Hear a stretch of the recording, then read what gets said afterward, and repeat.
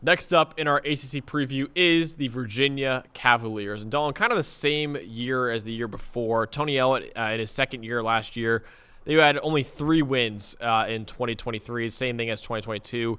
Now he has a 6-16 record overall as the head coach, which kind of increases the pressure on him heading into his third year on the job. But he might have a potential pretty good passing game to work with, Dalton, in year 3 now. Yeah, you know what? I'm going to get into it more so in a minute, but Anthony Colandrea, I think, was one of the better freshman quarterbacks in the country last year, especially had a midseason stint where he was benched and then he came back. But his last 3 or 4 starts were actually pretty good, and I'll get into the details momentarily. But you've got Colandrea as a sophomore quarterback, and you've got guys like Malachi Fields and Notre Dame transfer Chris Tyree, and I think Tyree went to Virginia seeing how they used Malik Washington last year, telling himself, listen, I'm really athletic. I think I can do a lot of the things he can do, and maybe Notre Dame didn't use me right. So I think there's a base of, a quarterback and some weapons to build upon here. Yeah, I think the weakness of this team was a big one. It wasn't even the offense. It was on the defense. The defensive line, man. They had the lowest graded defensive line in the Power 5 last year. Only had a 56.9 grade as a unit. Cavaliers had the 5th worst pressure rate in the Power 5, less than 25%, and they allowed over 5 yards per carry as well. So they struggled as a pass rush unit. They struggled in run defense as well. And also, Dalton, they didn't add any defensive linemen through the portal. So they're going to need significant improvement from that defensive line in order to improve, honestly. And again, it's possible for college guys to improve, obviously, but I'm a little bit worried about that defensive line after having a terrible D-line last year and kind of remains the same going into this year. Yeah, no, I totally agree with you. The defense is going to be a big question mark, but we'll see. I mean, look, I think the one thing that gives you hope more so is their offense, right? If they find themselves in some shootouts and they can produce, but I think the hope starts with their quarterback, right? Anthony Colandrea and Max. He's actually a St. Pete kid, went to one of the rival high schools from what I used to coach. And so I asked some guys who coached against him down in high school, I said, what's the deal with this kid? Let me know the background. And the one word that at least 3 or 4 coaches used was swagger, right? He's not the biggest dude. He's like 6 foot, 190, 200. He doesn't have the biggest arm. He's reasonably athletic, but he's not like, a Jaden Daniels or something like that. They just said swagger. This dude's a gamer. This dude just has like this it factor that you don't teach all of the quarterbacks, or you can't really teach them at all. They just have it or they don't, right? But you saw in his final 3 starts last year what he could be, and he put up an 85 grade across those 3 starts. And the big thing, he's a playmaker, and he cut down in the turnovers in those later starts and the turnover worthy plays. So if he does that, he is a dual threat playmaker. He can make plays on the move. He really likes throwing the ball up the seam from the pocket. He can do a lot of different things. If his ball security is sustained the way it was his final 3 or 4 starts, this could be an up-and-coming player for Virginia for sure. But he just has that thing about him that you watch a certain quarterback or even a certain player and you just go, man, he just kind of belongs on the field, right? It's kind of that thing, but that's the word for Colandrea is swagger. If he holds onto the football and they keep themselves in games without turning the ball over, Virginia they could surprise a few teams on their schedule for sure. I remember you speak about swagger. I remember there was one of the games where he made like a game-winning play, and then he got a 15-yard penalty because he celebrated afterwards too much. I think he removed his helmet or something like that and raised his hand. So the swagger is all over the place, man. I love Colandrea. And yeah, as a freshman last year, he was electric. So I'm excited to see what he can do as a sophomore. One of the guys protecting him though that we're gonna spotlight here is Brian Stevens, who played center for Virginia last year, but is projected to move to right guard this upcoming season.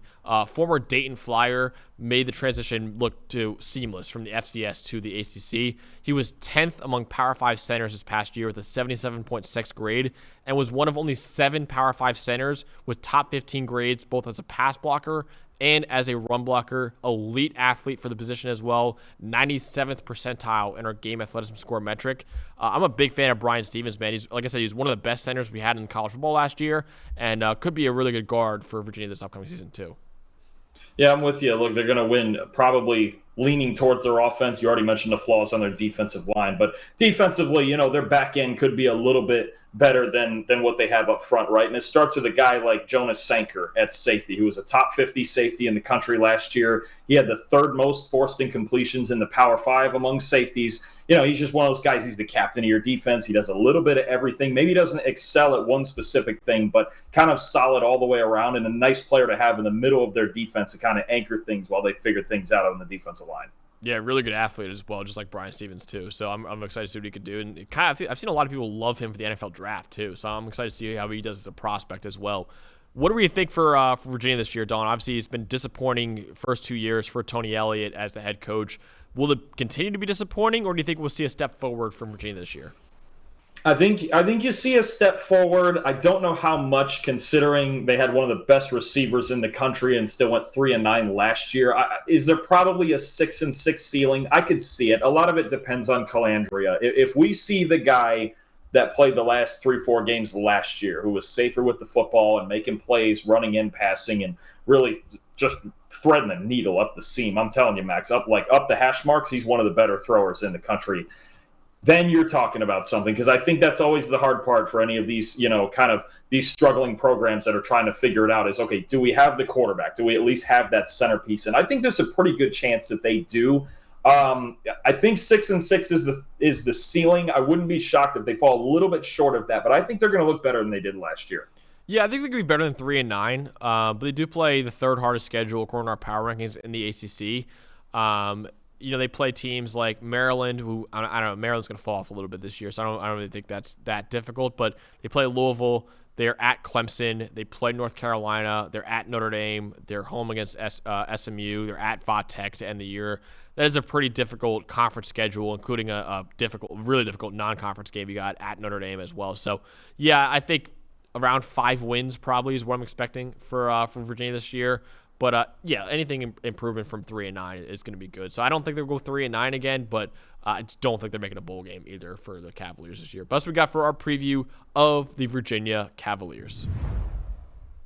Hey, thanks for watching the PFF College Football Show. Before I let you go, though, we have an unbelievable deal for you guys right now. If you use the code CFB25, you get 25% off your PFF Plus annual subscription. We've got the 2024 College Football Preview Guide that you can find over at pff.com, featuring the best players in the country from all 70 Power 5 teams, plus 10 Group of 5 teams that have the best chance at making the college football playoff as well. You can also gain access to NCAA premium stats for historical games, teams, and player tracking dating all the way back to 2014, so the last decade or so of college football. All the stats you can hope for, you can find in PFF Premium as well. Also, you can be the GM of your favorite NFL team with our unbelievable mock draft simulator, where you can draft up to 7 rounds of players for your NFL team.